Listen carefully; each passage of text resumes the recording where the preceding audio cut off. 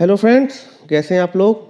उम्मीद करते हैं सब बहुत बहुत अच्छे होंगे। हम लोग जो फाउंडेशन का पेपर स्टार्ट किए थे उसमें आज मैथ का बहुत important question, very very important question जो उम्मीद कर सकते हैं जिसमें से कुछ क्वेश्चन आपके आ सकते हैं 5 दिसंबर के पेपर को, तो वही आज हम देखने वाले हैं। तो उसमें हम स्टार्ट करते हैं। पहला क्वेश्चन, हमारा पहला क्वेश्चन है the value of 10p2 plus 10c2 is. तो पहले हमको ये समझना होगा कि परमुटेशन और कॉम्बिनेशन विथआउट अ फॉर्मूला हम कैसे शॉर्ट में कर सकते हैं। आप ये समझ लीजिए, जैसे एक एग्जांपल लेते हैं, आपका कहीं भी लिखा हो 5p2, इसका मतलब होता है कि 5 को हम 2 बार पीछे ले जाएंगे। मतलब हम लिखेंगे 5 मल्टीप्लाई बाई 4 इक्वल टू 20। ये इसका आंसर होगा। उसी तरीके से कॉम्बिनेशन में हम क्या करेंगे, सपोज करिए लिखा हुआ है 5c2, तो हम 5 को 2 बार पीछे ले जाएंगे। मतलब 5 मल्टीप्लाई बाई 4, पर इसमें हम डिवाइड करते हैं, जो भी नीचे वाला नंबर होता है वो पूरा फैक्टोरियल होता है। फैक्टोरियल मतलब 2 है तो 2 फैक्टोरियल मतलब 2 इंटू 1, 3 फैक्टोरियल है तो 3 इंटू 2 इंटू 1, 4 है इंटू तो 4 इंटू 3 इंटू 2 इंटू 1। तो यहाँ पे 2 है तो यहाँ पे लिखेंगे 2 मल्टीप्लाई बाई 1, तो 2 से आपका 4 कटेगा 2, तो आपका आंसर हो गया 10। इसी तरीके से अब हम एक क्वेश्चन करेंगे, क्योंकि हमको फॉर्मूला यूज़ नहीं करना था, फॉर्मूला थोड़ा कन्फ्यूजन हो जाता है। अब क्या लिखा है आपका 10p2, अब आप डायरेक्ट कर सकते हैं। आप लिखेंगे 10 मल्टीप्लाई बाई 9 प्लस 10c2 है तो आप लिखेंगे 10 मल्टीप्लाई बाई 9 डिवाइड बाई 2। तो जब आप 2 से 10 काटेंगे आएगा 5, 10 मल्टीप्लाई बाई 9 90 प्लस 9 5 जा 45, आपका टोटल आएगा 135। तो इसका आंसर हो गया आपका सी। ठीक है, बढ़ते हैं हम लोग अपने दूसरे क्वेश्चन की तरफ। दूसरे क्वेश्चन में लिखा हुआ है the cardinal number of the power set p 1 2 3 is. पहले हमको ये समझना होगा कि the cardinal number of power set को हम लिखते कैसे हैं। हम इसको ऐसे लिखते हैं n p a equal to 2 की पावर n। ये होता है 2 की पावर n। 2 की पावर n मीन्स यहाँ पे जितने नंबर होते हैं वो n हो जाते हैं। तो यहाँ पे कितने नंबर हैं, 3 नंबर है, 1 2 एंड 3। तो यहाँ पे आपका हो जाएगा 2 की पावर 3, तो 2 का क्यूब होता है आपका 8। तो इसका आंसर हो गया बी। राइट, बढ़ते हैं तीसरे क्वेश्चन की तरफ। तीसरे क्वेश्चन में लिखा हुआ है a person took a loan of ₹1 lakh at a 5% simple interest. Simple interest मैंने पहले वाले भी अपने क्लास में सिंपल इंटरेस्ट और कंपाउंड इंटरेस्ट पढ़ाया था। उसमें मैंने सिंपल इंटरेस्ट को क्लियर किया था कि क्या होता है, का फॉर्मूला क्या होता है।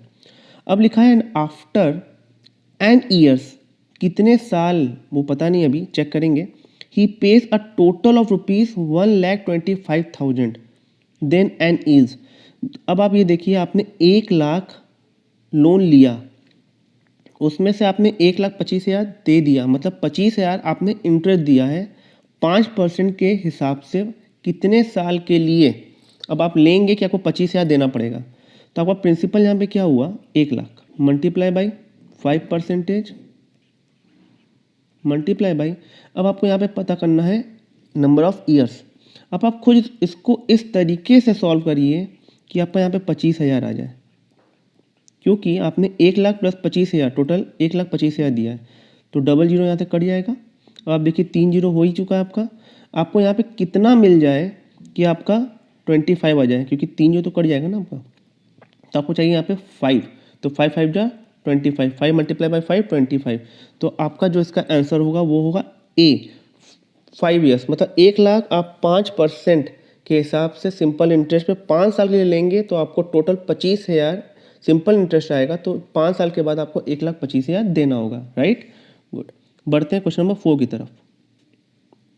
क्वेश्चन नंबर 4 में लिखा हुआ है if the root of the equation 2x² plus 12x plus c equal to 0 are equal, then c is equal to. Simple सी बात है, जब भी आपसे ये क्वेश्चन बोलता है रूट ऑफ द इक्वेशन, इसका एक फॉर्मूला होता है। इसका फॉर्मूला होता है b² माइनस 4ac। इस पूरे टर्म को, जो नंबर होता है उसको a बोलते हैं, इस वाले को b बोलते हैं, और ये तो अपने आप में ही c है, या कोई भी नंबर हो सकता है यहाँ पे, तो उसको c बोलते हैं। तो b² माइनस 4ac, जिसको डिस्क्रिमिनेशन भी बोलते हैं, तो इसको कैसे सॉल्व करेंगे। b² कितना पर 12, 12 का स्क्वायर माइनस 4 मल्टीप्लाई बाई ए में कितना है आपका 2 मल्टीप्लाई बाई सी, क्योंकि आपका सी जो है वो आपको निकालना ही है, तो सी। अब 12 का स्क्वायर पर क्या होता है 144 माइनस 8c इक्वल टू 0। अब आप इसको सॉल्व करेंगे तो 44 इक्वल टू 8c हो जाएगा, क्योंकि जब ये 8c इधर जाएगा तो माइनस का प्लस हो जाता है, तो 8c हो गया। अब आप लिखेंगे c equal to 144 divide by 8, क्यों? क्योंकि 8 आपका नीचे आएगा, तो जब 144 को 8 से डिवाइड करेंगे आपका आएगा 18, तो आपका आंसर हो गया डी, राइट। बढ़ते हैं क्वेश्चन नंबर 5 की तरफ। क्वेश्चन नंबर 5 में लिखा है the mean proportional of 36 and 49 is. Mean proportional क्या होता है आपका? मीन प्रोपोर्शनल होता है अंडर रूट बी ए। अब आप इसको अंडर रूट ए बी भी बोल सकते हैं, अंडर रूट बी ए भी बोल सकते हैं। तो आपका ये होता है ए, ये होता है बी, तो अब आपका क्या हो जाएगा under root 36 multiply by 49। Calculator आपके पास रहेगा, आप इसको मल्टीप्लाई करिएगा आपस में, अंडर रूट करेंगे तो आप पाएगा 42, तो इसका आंसर हो गया 42। बढ़ते हैं क्वेश्चन नंबर 6 की तरफ।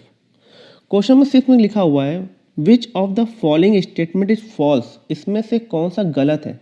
मतलब इन 4 स्टेटमेंट में से एक स्टेटमेंट आपका गलत होगा। कौन सा? पहला लिखा है the null set is an void set. क्या नल सेट वॉइड सेट होता है? हाँ होता है, तो ये ट्रू है। दूसरा लिखा हुआ है आपका the decimal part of logarithm is called as characteristics. नहीं, ये गलत है आपका। डेसिमल पार्ट को कैरेक्टरिस्टिक्स नहीं बोलते हैं, इंटीग्रल पार्ट को कैरेक्टरिस्टिक बोलते हैं। पर अगर हम ये बोलेंगे कि डेसिमल पार्ट को क्या बोलते हैं, तो डेसिमल पार्ट को हम बोलते हैं मैंथिसा। तो इसका मतलब जो दूसरा है सेकंड पॉइंट वो गलत है, तो आपको आगे चेक करने की जरूरत नहीं है, आप बस ए को टिक करेंगे और आगे बढ़ जाएंगे। बढ़ते हैं क्वेश्चन नंबर 7 की तरफ।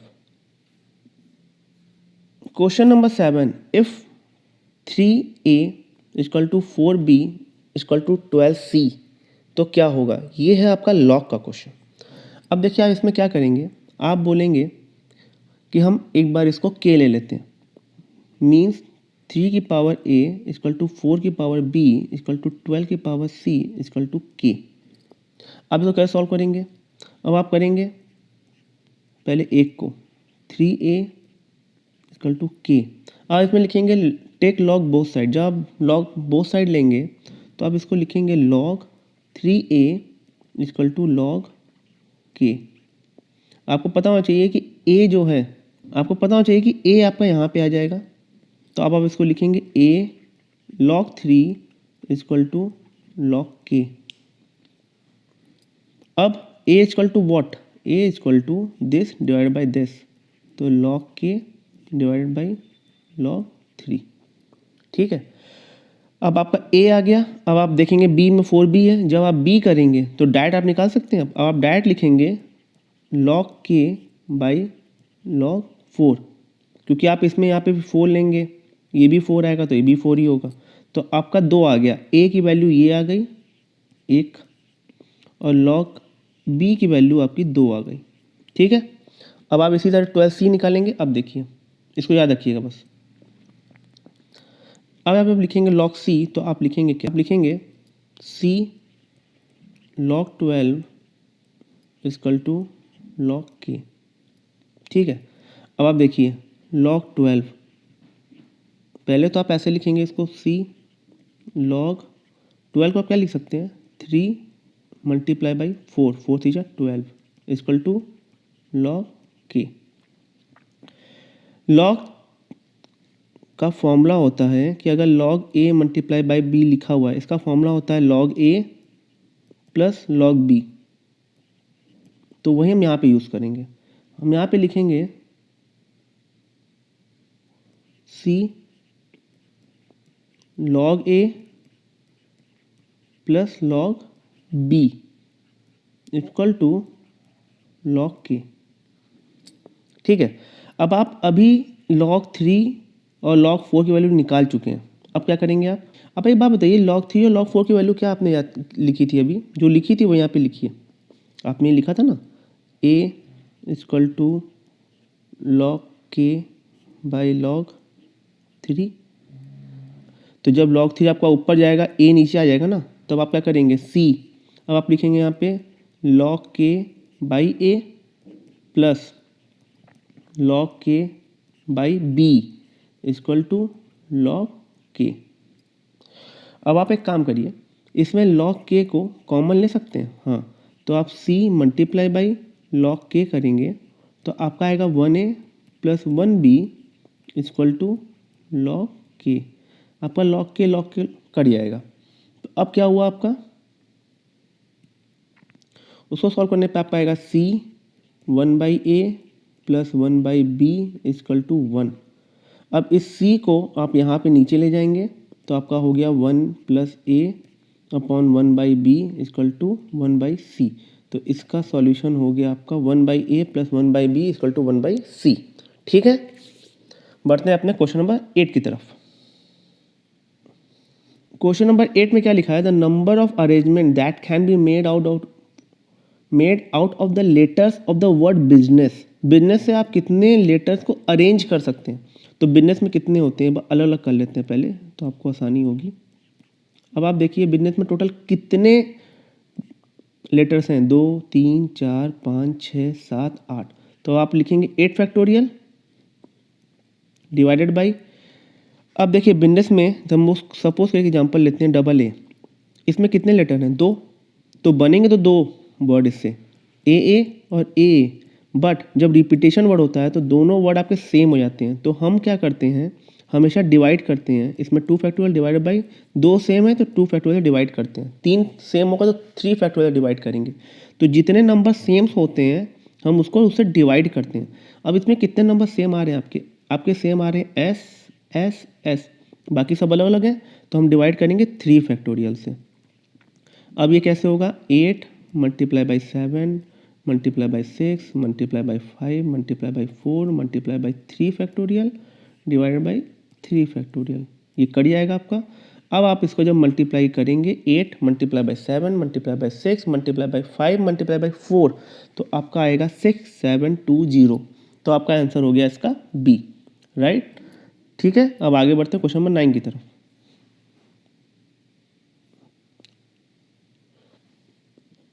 क्वेश्चन नंबर 9 फिर से लॉग का क्वेश्चन है। इसमें लिखा हुआ है आपका 1 अपॉन लॉग 6 की base 2 plus 1 by log 6 base की पावर 3, और छोटे तरीके से करने की कोशिश करते हैं इसको। अब आप देखिए जब आप इसको लिखते हैं, जब भी आपका कहीं लिखा हो लॉग, तो इसको लिखते हैं हमेशा लॉग बी बाई लॉग ए। ठीक है, अब यही फॉर्मूला हम इसको यहाँ पे यूज़ करेंगे।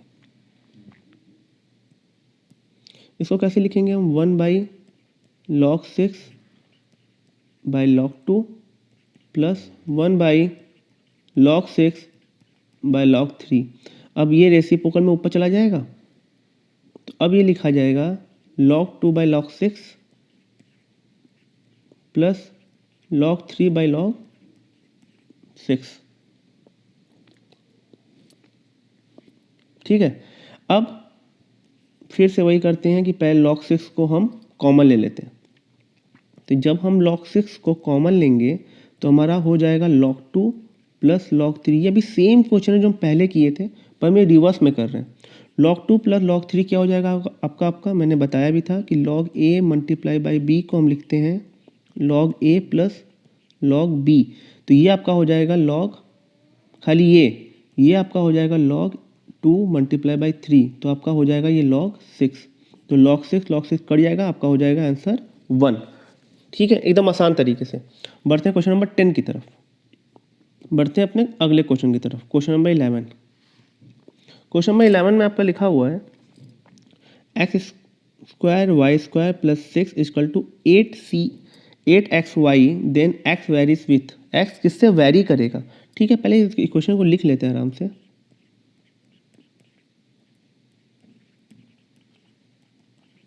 जब 8xy इधर आएगा तो माइनस हो जाएगा। ठीक है, अब आप देखिए इस पूरे को जब आप सॉल्व करेंगे x square y square plus 16 minus 8xy equal to 0, तो ये आपका फॉर्म देता है xy माइनस 4 का whole square, x square y square minus 4xy minus 4xy plus 16 equal to 0। अब एक्स वाई कॉमन ले लेंगे तो आपका आएगा एक्स वाई माइनस 4। यहाँ पर आप -4 कॉमन ले लेंगे तो x y minus 4 equal to 0। ठीक है, अब एक्स वाई माइनस 4 तो इसको आप लिखेंगे एक्स वाई माइनस 4 और x y minus 4 equal to 0। तो आपका एक्स वाई इक्वल टू 4 आ गया, क्योंकि 4 जब आप उधर ले जाएंगे 0 के साइड में तो माइनस और प्लस हो जाएगा। तो एक्स वाई इक्वल टू 4 आ रहा है आपका।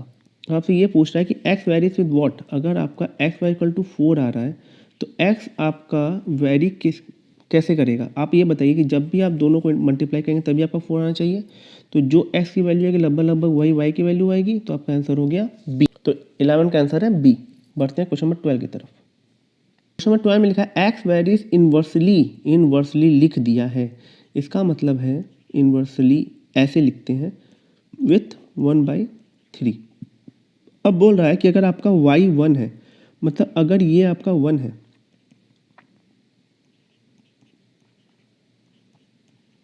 तो आपका x जो है वो 8 है। ठीक है, वेरियस में क्या होता है, जब वेरियस में एक छोटा सा एक कंसेप्ट समझ लीजिए कि जब भी आप इसको मल्टीप्लाई करेंगे तो सेकंड नंबर जो भी पूछेगा उसी को मल्टीप्लाई करके आंसर निकालेंगे। तो जैसे आपने 8 × 1 किया तो आपका 8 आया। अब सेकंड वाले में पूछा है कि y आपका 2 है, मतलब x आपको पता नहीं है, निकालना है आपको, इक्वल टू या इन्वर्सली लिख लीजिए आप इसको, x इन्वर्सली 1/y2 है तो क्यूब हो गया। तो 2 का क्यूब क्या हो गया 8। तो हमको इसको मल्टीप्लाई करने में भी 8 चाहिए, तो हम x को क्या रखेंगे 1। तो बस आपका आंसर हो गया डी, सिंपल। बढ़ते हैं क्वेश्चन नंबर 13 की तरफ। क्वेश्चन नंबर 13 में लिखा है the 10th and the 15th term of a AP are 37 and 47 respectively, find sum of the first 20 term of the series. ठीक है, ये हम मान लेते हैं कि हमें 10th टर्म 11, 12, 13, 14, 15th, हमें 10th टर्म और 15th टर्म तो ये दिया हुआ है। हमें 11, 12, 13, 14 तो पता ही नहीं पता है। ठीक है, निकालेंगे भी। तो अब ये देखिए इसके और इसके बीच में डिफरेंस कितने का आ रहा है, डायरेक्ट 10। एपी में आपको पता होना चाहिए, एपी में क्या होता है एक चीज़ कि अगर ये 1 है, ये 2 है, ये 3 है, तो सबका कॉमन डिफरेंस कितना आ रहा है 1। कॉमन डिफरेंस 1 मतलब ये टर्म माइनस ये टर्म, ये टर्म माइनस ये टर्म करने पे 1 आ रहा है। तो जब आपका 1 आ रहा है इसका मतलब है कि वो एपी के सीरीज़ में। तो अगर 5 डिफरेंस है और टोटल डिफरेंस 2 का है, इसका मतलब कि आपका जो डिफरेंस है 2 का है, तो ये क्या होगा 39, फिर ये 41, ये 43, ये 45, ये 47, राइट। तो हमें इसी तरीके से ये मालूम चल गया कि हमारा 10th टर्म का सीरीज 37 है और 15th का 47 है। अगर आपको फॉर्मूला या स्टेप सब पता होता तो ये बताने की जरूरत हमको नहीं पड़ती कि डायरेक्ट कैसे निकालते हैं। बट जिनको एकदम नहीं पता है कि फॉर्मूला क्या है, तो इसीलिए मैं इसको शॉर्टकट में थोड़ा बताने की कोशिश कर रहा हूँ। तो 37, 47 हो गया आपका। अब आपको ये पता करना है कि डिफरेंस तो आपका आ गया कि आपका जो डिफरेंस है वो आपका 2 का है। ठीक, 10th टर्म, इसका फॉर्मूला क्या होता है, इसका फॉर्मूला होता है a + n - 1d। कोई भी टर्म निकालने का फॉर्मूला ये होता है। ठीक है, आपका 10th टर्म क्या दिया हुआ है 37, फर्स्ट टर्म होता है a, तो a हमें पता ही नहीं है, प्लस n हमने अभी निकाला है कि ये 10th टर्म है -1, और d कितना निकाला था हमने कॉमन डिफरेंस 2, आपका हो गया 2। अब इसको हम सॉल्व करके पहला टर्म निकाल लेंगे कि हमारा पहला टर्म क्या आ रहा है। तो देखिए कितना है 37 = a + 9 - 1, 10 - 1 आपका होता है 9 × 2 18। तो अब आप फिर 18 को इधर ले जाएंगे तो माइनस हो जाएगा, तो a = 37 - 18, तो आपका हो जाएगा 19। तो आपका a हो गया। Sn सम = n/2 2a + n - 1d। इसका फॉर्मूला ये होता है। ठीक है, अब n कितना है आपका 20, क्योंकि आपको सम ऑफ 20 निकालना है, divided by 2 multiply by a मतलब फर्स्ट टर्म 19 प्लस n कितना है 20 - 1 और d कितना है 2। अब इसको आप सॉल्व करेंगे तो आपका आंसर आ जाएगा C। ठीक है, बढ़ते हैं अपने क्वेश्चन नंबर 14 की तरफ। क्वेश्चन नंबर 14 तो आसान है, अभी जैसे हम देख ही चुके हैं 3 फैक्टोरियल क्या होता है। 3 factorial mean 3 multiply by 2, 2 factorial मतलब 2 मल्टीप्लाई बाई 1, 1 मतलब 1 और 0 मीन 0। इसको सॉल्व करेंगे क्या होगा, 3 multiply by 2 6 minus 2 multiply by 1 2 minus 1, तो हो गया आपका 3। 6 माइनस 2 माइनस 4 तो आपका 4 हो गया, माइनस 1 करेंगे तो 3, तो आपका आंसर हो गया 3 सी। बढ़ते हैं क्वेश्चन नंबर 15 की तरफ। क्वेश्चन नंबर 15 में क्या लिखा हुआ है, P और Q और एक R। P और Q का रेशियो है 2 5 और QR का रेशियो है आपका 5 7, तो PR का रेशियो क्या होगा 2 और 7, तो 2:7, आपका आंसर हो गया बी, राइट। बढ़ते हैं क्वेश्चन नंबर 16 की तरफ।